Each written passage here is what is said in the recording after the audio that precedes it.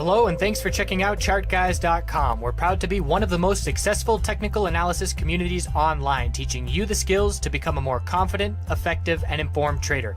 Join our community of hundreds of analysts worldwide working together to learn the charts, generate profit, and achieve financial independence. Sign up for a 1-week free trial, no credit card required, for access to daily live chart analysis and market coverage, a thriving chat community, along with dozens of hours of exclusive educational materials. We look forward to seeing you. Let's check out some charts.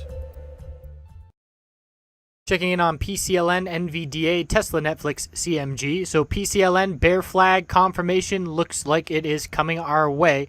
Increase in bear volume, closed down near the low of the day. We broke all supports except for the low that we've seen of 1787. So 1787 and 1781 are the two supports, and 1781 is the key support because that is the higher low pattern on the weekly time frame. We already look very weak the past 3 weeks, but if we do lose that 1781 level, we shift the higher low pattern and we then look to start forming lower highs and lower lows. So bears have full control, and to see this kind of bear day confirming, or not confirming just yet because we have to break this low, but it is a very clear bear flag setup. And we've just seen nothing but weakness since earnings, and we have not established a base of support yet on PCLN. NVDA following through with a weak close and staying in this equilibrium pattern, not surprising. All-time high, low the pullback, lower high, higher low, lower high. We're looking for a higher low compared to 157.23. Perhaps that 50-day moving average support will be a target, but the close at the low of the day does show that the bears have some momentum heading into next week. Weekly time frame, nothing to worry about for the bulls unless we break this low of 152.78, and even then the middle Bollinger Band is support. We've seen so much strength in 2017 that we have a lot of wiggle room before we start to change this trend on the weekly time frame, which PCLN is already on its way pretty close to changing.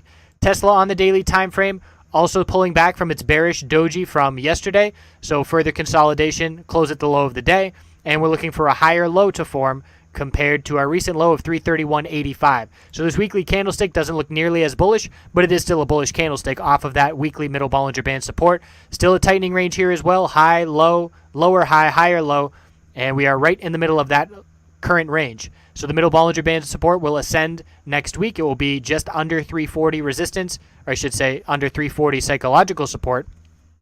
And we'll see which direction we break sometime in the next, I would say sometime in the next 2 weeks we'll see Tesla break here, but certainly not rushing it, as because it's on the weekly time frame, could certainly play out longer, whereas NVDA on the daily time frame, not going to play out too much longer. I do expect to break sometime by the end of next week on NVDA daily equilibrium pattern. Netflix on the daily time frame, bear break, close under the 50-day moving average support after so many tests and holds. We have support down here of 164.23, and then we're looking at 163.55, the gap to fill. Our new recent lower high is 171.24 resistance to be watching, and the bulls have to see a bull MACD cross, and the exponential resistance is becoming support in order for the bulls to change momentum, along with that break of 160, make that 171.24 resistance. Weekly time frame for Netflix, still consolidating 5 weeks in a row now of red. Middle Bollinger Band support is going to be in play next week. It's going to be lining up right under that daily gap fill. So that is another target to look for now, as the bulls couldn't come out on top this week. CMG started to see the bounce play out with some significant volume and some significant action, although that volume doesn't compare to yesterday's volume. But where did we reject? At one point, we were multiple dollars over this resistance. By the end of the day, we rejected and closed below the 8-period exponential resistance. If this magnet of resistance continues to reject the price, I guess magnets attract things. You could flip the magnet around and reject things.